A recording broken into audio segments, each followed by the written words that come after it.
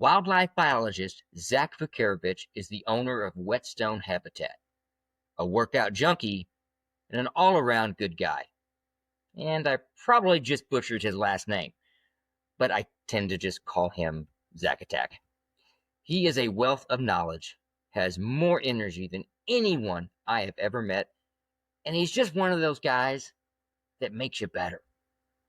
Are you ready to hear about why fitness matters when it comes to your habitat projects this off-season?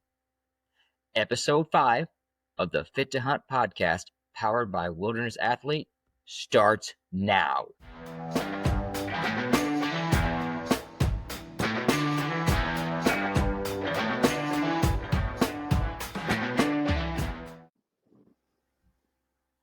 Hey, Zach.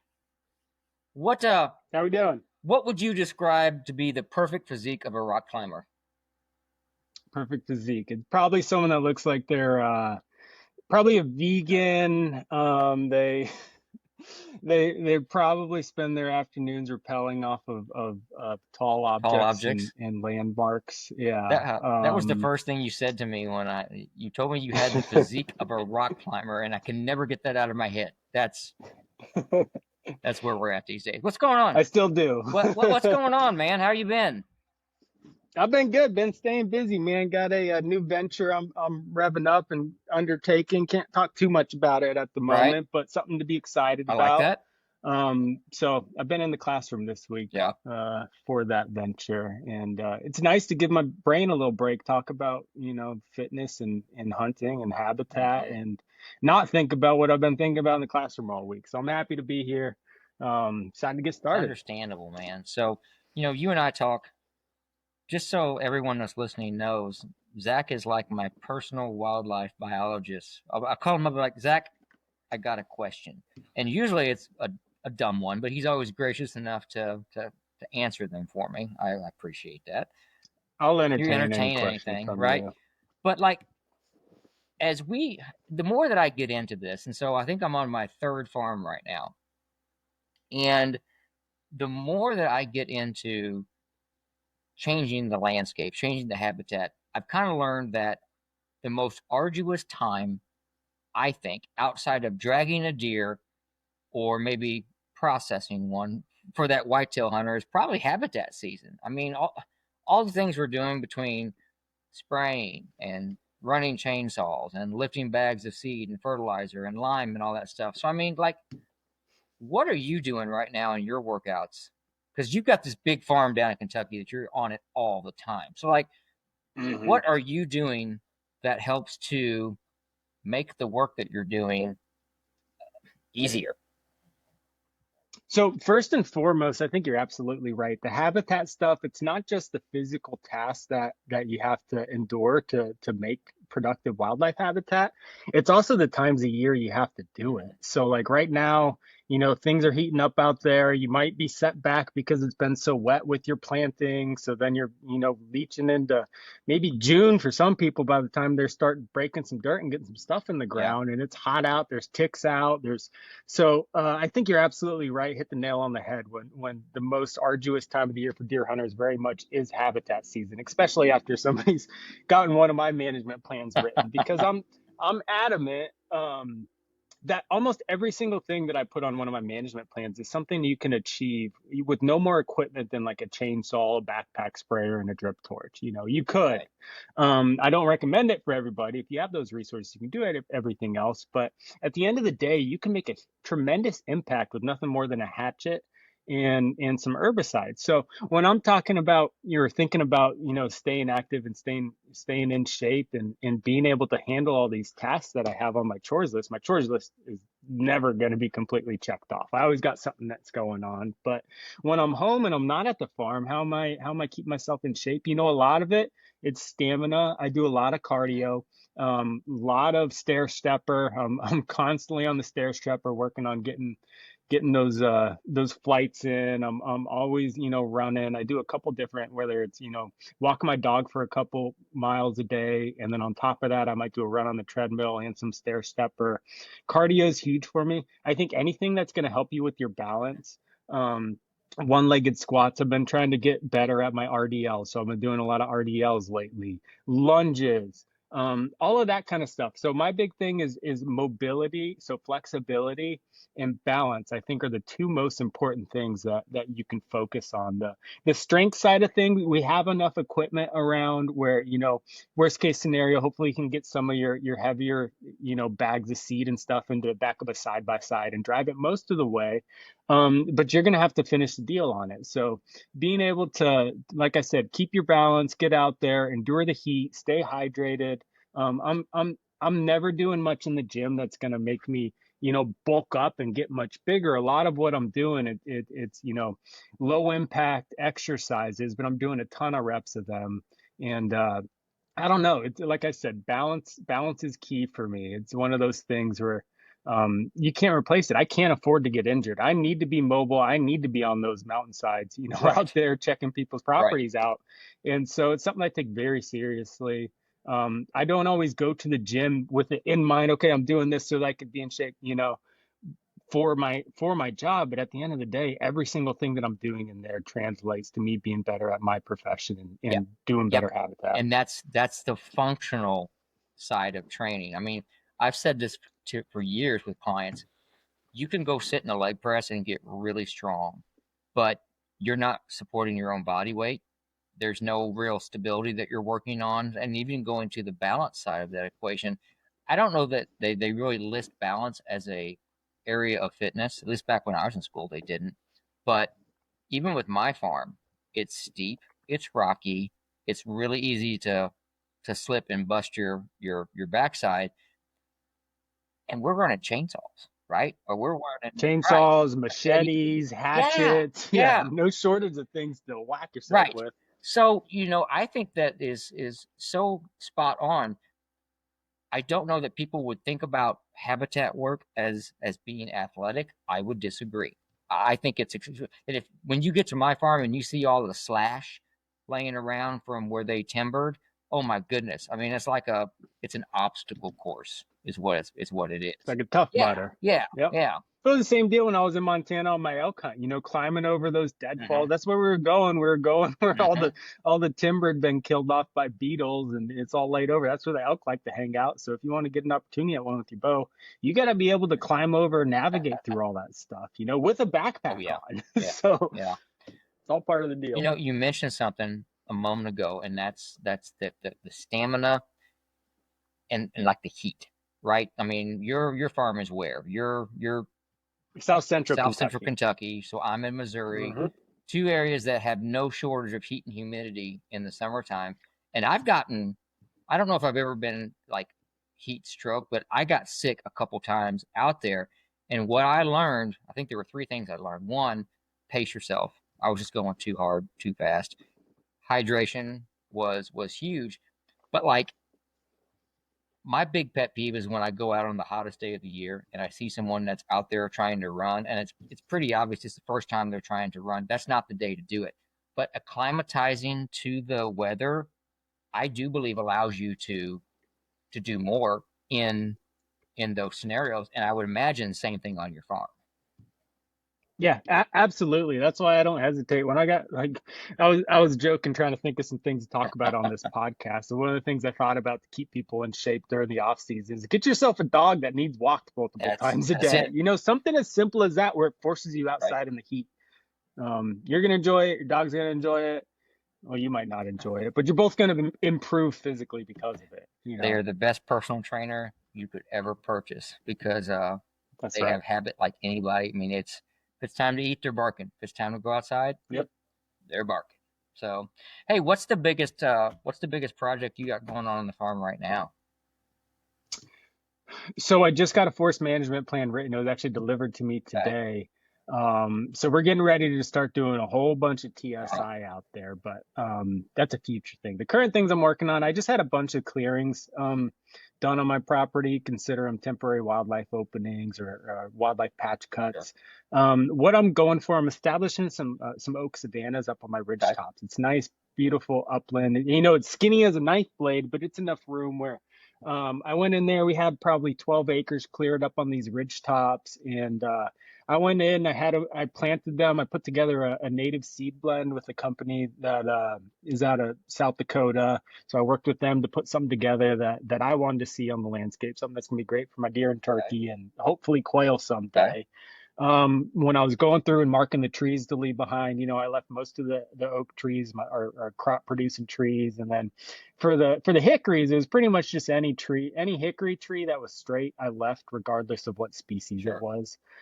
So I got a good mix of hickories still standing up there, and I might actually go in and take more of those trees out to get a little more sunlight on the ground. But that project, it's coming along nicely. I didn't get any fertilizer out there. Luckily, when the forestry mulcher was up there, feathered everything out after the dozer was done, it's all limestone. So the pH was, Right. set. I was good on that front. There's not a lot of nutrients in the Right. soil.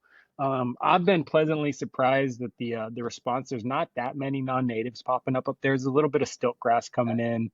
There's a little bit of mullein coming in, but that kind of stuff I've been trying to stay on top of and So like spray. with the stilt grass, because So, I've got some of that in my, and I'll tell you something real quick. mhm. So I I've got some Sericea lesperdisa. I've got stilt grass. Japanese honeysuckles everywhere, right? That's going to be a forever battle with that. And then there's this thing called, I think it's called Perillo mint. I think it's what it's called. I think so. Mhm. Anyway, these are these how they got from Asia to here. Don't really know, but they're here. Oh, Um, I know how I but got here. but what I found interesting. So last year we didn't get this property till October, and so we hurriedly just broadcast wheat and an annual clover out there. And you got a little bit Mhm. here and there and whatnot, but I mean, we basically weed whacked all this garbage, all this cerise, all this Perillo mint. We just whacked it down and then broadcast. And like I said, Zach, some stuff came up, some didn't. This spring, now again, not super thick, but you've got wheat that's yay high in some pretty bad soil. You've got annual clover that's yay high in pretty bad soil. What I'm noticing is just that amount in these food plots is choking out some of the other garbage that's in there. Now I still see some cerisa coming up that I can spot spray. I was shocked at what that did. Clover Clover's good for that. So it's actually one of those things where like when I was putting together that native seed Uh huh. blend for my ridge Uh huh. tops, or when I'm looking at any of the like if you go through an Yeah. NRCS and do a pollinator planting, they're almost never going to have any clovers in there. Even our native clovers like purple prairie Uh huh. clover, they might have very sparse amounts of that Uh kind of huh. stuff in there. For the most part, our forage clovers, the annuals and perennials, the reds, the whites, durian Uh-huh. clover, they smother everything and they're hardy. Yeah. So like when I'm prepping a field for, to do early successional habitat or grassland habitat, those clovers, it'll establish in one little spot and it'll spread where you'll have something the size of a dinner table that's nothing but Oh clover. wow. Now, if you're kind of anal about your early successional habitat and your grasslands like me, I might get in there and spray Right. it. But you know, that's not a bad thing in a lot of these Yeah. circumstances. I've even seen Kip Adams out there after doing a fire, in the dormant season, broadcasting clover into his early successional Right. habitat. It does a really good job of smothering that kind of stuff. And that's the Okay. thing where if you get in there and you do the frost Yeah. seeding, um, that's where it'll start to fill in those gaps. Where if you had something planted in the fall and you got a pretty good baseline going, where it's at least it might not take off, but if it's at least established, those root systems are going to continue to grow throughout the winter and in early spring. If you get a little frost seed out there, and the ground eats that stuff up and starts throwing some leaves out there, it's pretty quick to germinate, and you can actually, Huh. like you were saying, you can smother a lot of those weeds out. Well, so my question, I guess, is going to be, so like with the stilt grass, are you just going in with a backpack sprayer and just hitting it where it's at, or are you going with more of a like a grass killer when you're going over that stuff? I'm usually spraying it with clef, depending on where it's at. If it's a solid patch of stilt Uh-huh. grass, hit it with Roundup. Roundup. I wouldn't Okay. hesitate. You'll get a better kill, Mm. doing it that way. You're gonna free up a lot of that space. The thing about stilt grass is those seeds stay active in the soil for a Yeah. while. You can get in there and actually weed whack it Uh-huh. right as it flowers, with some pretty good success in knocking that stuff back. But for the most part, if you can hit it early with clef, like maybe go around in the summer and mark the areas that you see a bunch of it, and get those in your phone, get them in your Okay. Onyx. and then get out there earlier the next Okay. spring and get them Okay. sprayed. And I mean, you can hit them this summer. There's nothing wrong with Right. that. But if you want to get a nice good kill, the earlier you can treat that stuff, the The better. better. And with that stilt grass, it can get kind of difficult to identify it versus some of the native stuff that's popping Sure. up early in the year. Is the reason I said maybe go out and do a scouting mission the year before. Right. It's not gonna. I mean, stilt grass, it is persistent. It'll stick around, but it's not gonna like run away from you in one I season. figure, this year is going to be what is going to be. My theory is that as we continue to work this process, I was on a ranch the other day. I got gifted to hunt this 750-acre cattle ranch that this guy has. When I say he's got every invasive like marked out on here, he knows where it's at. And Mm. we were talking about it. He goes, if you work this property, meaning mine, for 35 years, you'll this is what it's going to look like. I mean, it was a cattle farm ranch, but the neat thing about this, and I geeked out over this, is that he's got all of his pastures separated. Now, fescue and clover, fescue not great for turkey habitat, but there's turkeys everywhere. And he does Mm. TSI work, the woods. I mean, it's incredible. Zach, I've talked to my dad about this, and he goes, "Oh yeah, people that got the ground can do this," but he rotates his cattle daily, so they're not sitting on. Rotational Yep. grazing. So Yep. they graze on this, and everything is fenced off. He'll take the side by side out, and he rolls them. But when you get out in those fields, is there fescue? Sure, there's fescue, but you see a perfect mix of fescue and clover, and there's turkeys just running back and forth. Oh, So the thing about doing that rotational grazing is I actually picked up a client uh-huh. yesterday who I'm getting ready to go work with in East Kentucky, Right. eastern side of the state, and or Eastern Tennessee, sorry. He wants to do a silvopasture. So think of like it's a pasture ground, but you leave some of the trees Right. remaining, and they can, whether it's oak trees dropping Uh-huh. acorns. So he wants to leave some of that habitat behind, but promote some native grasses so he can rotationally graze cattle Right. through there. What you're accomplishing with that high intensity interval Uh-huh. grazing is you're giving those areas time to Yep. rest. So that's the big thing. If you have 10 cows and 10 Uh-huh. acres, they're going to go out there and they're going to graze everything that they like the most Right. first. So they're going to go in, they might rip all that fescue or all the clover out of there, and then they'll move on to the next thing. They're going to pick and choose because they can afford to be Right. choosy. Where if you can force them into a smaller area, they're going to non-discriminately eat what's in there. They're going to trample everything Uh-huh. that's in there. It's going to be a higher disturbance on that Uh-huh. area. They're all going to, defecate and urinate on that area. And then you move them to the next paddock that had been resting for, however long Right. since it's last been in Right. there. You're giving those plants an opportunity to respond to that disturbance. So you get a much healthier pasture as a result of that. Like they don't call it high intensity for Right. nothing, but it's a pretty cool It's so process. cool. Like I said, I geek out on that stuff. Um, the hot topic these days, and I love them too, but are the concept of the hidey hole food plot. So I think like for most people, you know, how would you, I mean, I know how to start one, I guess. So I guess my question really is, we seed is so expensive, lime's not cheap, fertilizer's not cheap. What should we be thinking about if we've got a patch of ground and we're gonna open some timber? I mean, how can we make it the most successful? Like, what should we be thinking about? So assuming that you already got your spot picked out, I'm going to leave that determining the location of Okay. it. I'm going to set that aside for now and just talk about actually implementing putting a food plot Right. in. The first thing you need to do is you got to go and pull a soil test. That's going to tell you. I mean, you can get recommendations from the guy at the local ag Uh-huh. store on, hey, what do I need? How much lime? How much Right. fertilizer? They can ballpark it for you. It'd probably be pretty good, but nothing's going to beat getting that hard Right.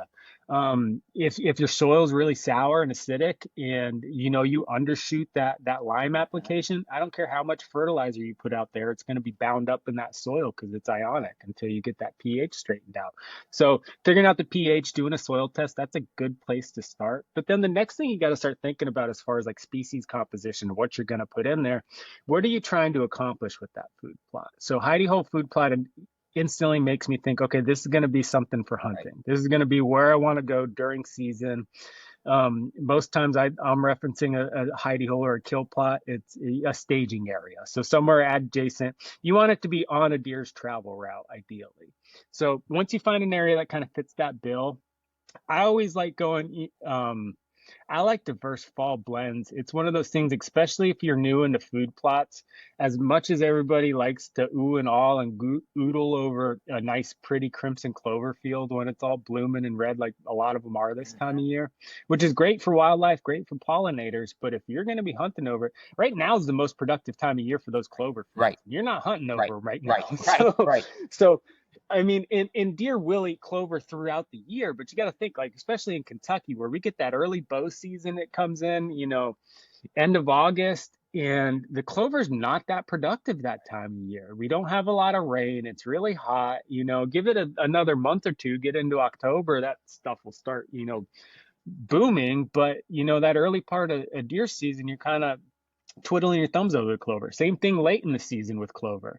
You get into December, January, and yeah, there's still clover down there. Those deer can paw at the snow and get down to it, but you're not going to have the biomass you would with some of these blends. So when I'm talking about a diverse blend, I don't really care what people are planting as far as which brand they're getting it from. The most important thing I want people to realize is you want to get a type of cereal grain in there, one or two cereal grains. I don't care if it's winter wheat. I don't care if it's, cereal rye. I don't care if it's Bob Oats, whatever you can get, whatever's cheap. So have at least one cereal grain in there. Get one or two types of clover, maybe probably an annual clover pop up real easy. Um, some brassicas are always nice. A lot of these are small seed Hmm. species too. So like you can go to the local co-op and purchase everything a la carte and mix it yourself for way cheaper than you will some of these blends. Now, depending on how much acreage you're planting, if you're just doing one little quarter acre kill plot, I'd probably go ahead and find something on the shelf that works pretty well. But back to the diverse blend. Here's the reason I really like those. So most of the time you're getting into these kill plots, hard to reach areas. It's tough to get equipment back to them. A lot of times you're doing them by hand. You might have a hand tiller or maybe just a small disc you pull behind with a four wheeler. So you can't be super precise with what you're planting. Now, the people that do have a no-till drill, great. If you can get it in there and plant it, call it a day. But most people, when they're going in there and they're planting, we're working the soil. We're going to broadcast the seed, and I always follow up with Cultipack and firm that seed bed up. So what you're getting with these diverse blends, the reason I like planting these as opposed to doing a single season or single species planting, if I go out there, like the one I always plant, Smorgasbord, it's called by Eagle Seed Company. It's got like bob oats in it. It's got a couple different clovers. It's got kale in it. It's got radishes, a couple different, maybe, I don't think it has peas in it. I don't know. Anyways, nice diverse blend. You put it out there, and what it allows you is it gives you a little latitude with that planting depth and with, precipitation forecasts. You have different species within that blend that you're getting on the ground, and you're not being as surgical with how deep you're getting everything implanted. But because you have a good variety of, you got bigger seeds, you got some smaller seeds, something's going to find an equilibrium that it likes and be able to germinate. That's the first thing I like. It gives you a little bit of safety net. Hmm. You might hit a drought where some of those species, if there's any chicory in it, chicory doesn't care if there's a drought. Chicory will pop Right. up, you know. But some of those other species, they like wet. Some of those clovers, they need to be super wet for them to germinate. So it gives you a little bit of latitude there as far as what, like when and where things are going to establish. Some of those you might accidentally plant too deep, but some of them are going to be shallower. That's what you get with that Uh-huh. variety. Now, fast forward to once that plot starts producing. Normally, when someone's establishing a clover plot, they're probably doing straight clover, and they might have a nurse crop of winter wheat or something out there that they planted in the fall to get something in the ground. With these fall blends, you already get that cereal grain popping up first. That's going to be the first thing those deer go after because it grows the fastest. It's the easiest, most available thing out in that food plot. While they're hitting on that stuff, your clovers and your brassicas are getting Right. established. Those deer don't have it. It's like I was talking about with the cows where they get to pick and choose all their favorite. They're going to pick and choose the easiest stuff that's out there immediately. Now, with those blends, you're getting different species coming into form at different times of the season. Like I said, that first thing coming in is going to be. Sorry, can you hear me okay with my? Yeah. Yeah, we got you. Okay. Those the cereal grains are going to be the first thing that get um, attacked by the deer. The next thing, those clovers are going to be establishing. They're going to start browsing the tops of those brassicas. That's going to get them through if there's any, winter peas or anything in there, they'll start browsing on those. But those are going to be hitting their stride at different times throughout the winter. There's constantly going to be something that's, peaking in palatability for those deer. So you're actually drawing out the attractiveness of that plot by having multiple species in there that those deer are going to relate to throughout different times of the hunting season. Gotcha. So, so we're thinking blends, right? Soil I test. always like blends. Soil test, Right. go with the blend. Soil compaction, that's a step that a lot of people like to skip. They get that seed broadcast, they might drag it one more time with a harrow rake or something.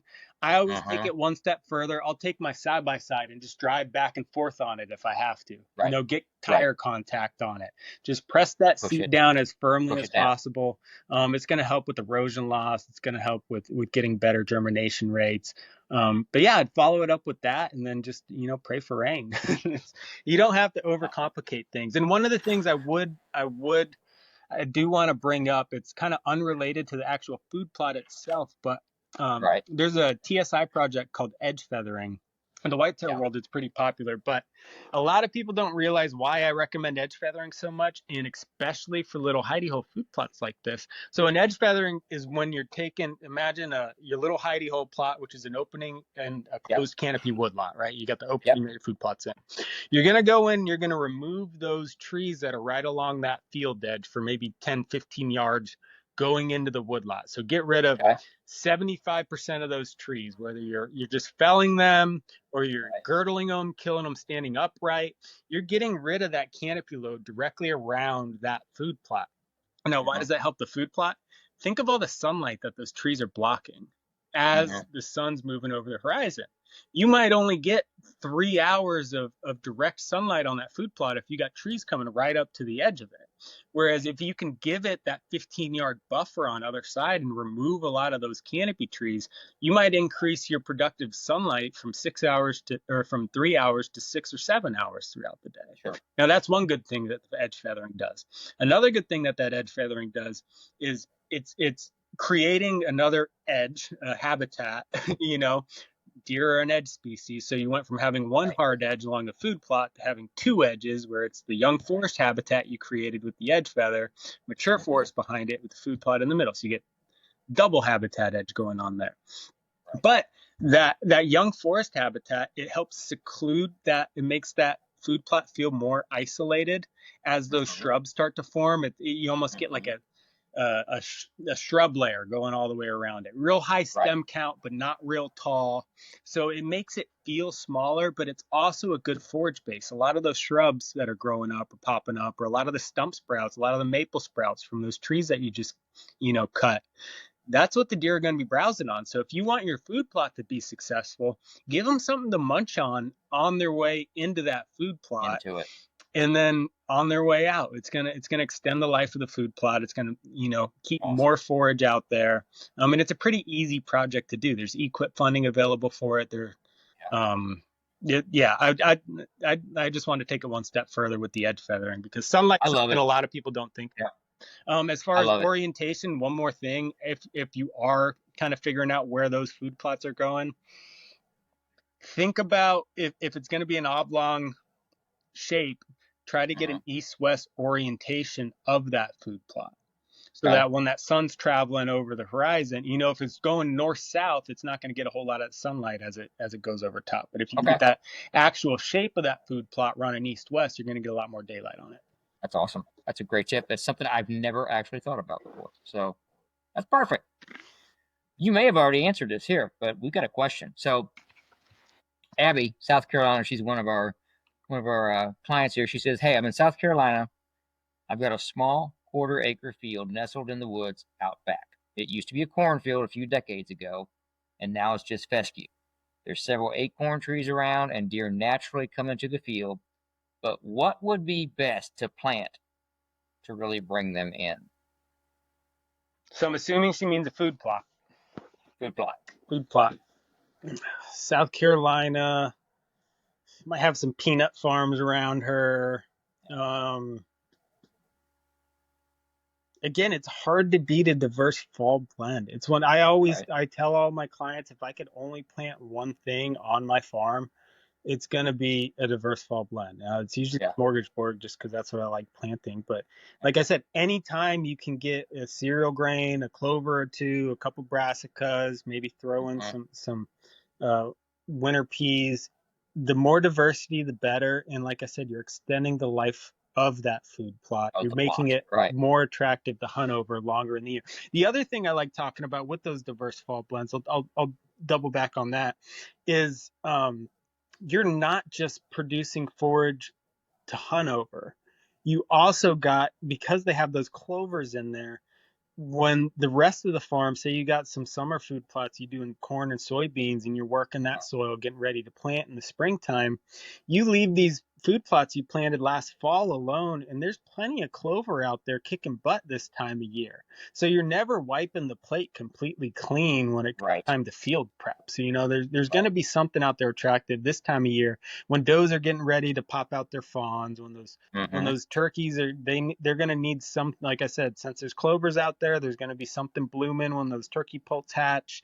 There's going to be lots of bugs out there to forage around in. um, and then the other thing you kind of get with some of those blends is you get a little bit of diversity, as far as the height of those food plots, a little bit of structure. Yeah. It's Yeah. not all, you know, ankle high. Sure. Sure. So I'd go with something diverse. I'd get in there. You could even, and here I go talking down on food plots. But one of the things I might try, if you just want to do an experiment, is get out there this fall after the first hard frost you guys get, Hmm. if you do get a hard frost in South Carolina. But mow it down heading, late summer. And then in the fall, when you get a first frost or two, go out there and spray it with Roundup or hit it with clethodim, Hmm. probably clethodim I'd hit it with. But hit it with clethodim in the fall after the first couple frosts, and that'll target that fescue. Right. Those cool season grasses, it'll knock those back. Your native warm season grasses, if there are some in that area, they're not going to be affected because they've already started to senesce after that frost hit. And just doing that is going to open up enough space in that sod layer that the following Right. spring, you should have a pretty good response of, whether it's trefoil, ragweed, goldenrod, all that kind of stuff is going to capitalize on it. So it might be something where you don't even have to plant anything to make that thing more attractive. You could go in there a growing season burn. If there's enough fuel on the ground and you could just disc a fire break around that thing, and you can Hmm. get in there in August on a humid, dry day, or I mean a humid day during a drought, Right. where you can reasonably get a fire through there, you that's going to promote a tremendous response from those broadleafs that those deer are going to be attracted to heading right Yeah. into deer season. So That's amazing. there's That's a there's good thought. options for it for out there in South Carolina, but if you're going to go and plant something, I'd recommend doing some type of diverse blend. Well, if I know Abby at all, she's taking notes right now, listening to this. Right. Shout out Abby. Good Yeah. question. Hey, this has been, dude, we could stay here for hours, but you got stuff to do. So tell me, or tell us, tell all these listeners how people can find you and learn more about what you do. So I'm super proud of my newsletter that I've been putting out there. It's called Whetstone Weekly. That's Whetstone Weekly. You can All right. Google that. It's whetstoneweekly.beehive, beehiiv.com. So I've been trying to build that. If you're interested at all in habitat, hunting tactics, Right. herd management, I'd appreciate some subscriptions there. My website's whetstonehabitat.com, Whetstone habitat.com. And then that's my handle, Whetstone Habitat, for Instagram, YouTube. Just Google Whetstone Habitat, you'll find me. I'm pretty easy to find on the internet. And super friendly too. I love talking to people. This is my favorite to talk about too, so I can go all day. Well, buddy, I appreciate the friendship and the tips and coming on and sharing this stuff. You're a unique guy, and I like you, man. So I wish you all the luck in the secret venture, and it's gonna be awesome, Appreciate right? that, Jeremy. I can't wait to make it out to your new farm. It's coming. As soon as those cost share dollars come in, we'll get it booked. I promise. So Hey, congratulations to both your boys got a bird this year, right? we both boys. So Justin killed in Texas. Jack killed in Texas. They both tagged a Missouri bird, and then I killed the I killed on the new farm, Old which, Thor, oh whatever man, you're calling him, Captain it America. was. I've never heard a bird gobble like that, man. Well, my So bird couldn't even gobble. So that's true. That's true, buddy. Thanks so much, and we'll catch you on the flip side, man. appreciate you, Jeremy. Same here. Something that I think is really important to talk about as we move into the summer months where it's going to start getting really hot and humid is acclimatizing to the temperatures and staying hydrated. I tell the story a lot. Twice on my old farm, and when I went to the farm, I would start working because I had a limited amount of time. And really, I would go, and I would not drink enough water. Well, twice it almost cost me. Once was really scary because the heat got me and it hit quickly. And there's two things to take away with this. Number one, acclimatizing to temperatures takes about 14 to 21 days. So as you're moving into the summer, whether it be through your exercise or whether it be through just working on the farm, slow, right? You're building into this, your body will adjust. But number two is going to be not only staying hydrated, but we really use and recommend the Hydrate and Recover products from Wilderness Athlete. We talk about these all the time, but for both myself and Coach Nick, we've had situations pop up where we truly believe that product was the sole difference in bringing us back from what could have been a very serious medical situation. It's great for post-workout. It's great for when you're doing a lot of cardio, and we could not recommend it enough. So check out the link that's in the show notes or follow them from our link trees on our social. I think you're going to like what you find. Now, I want to end this by saying I'm really grateful for Zack's friendship. You know, I call him a lot.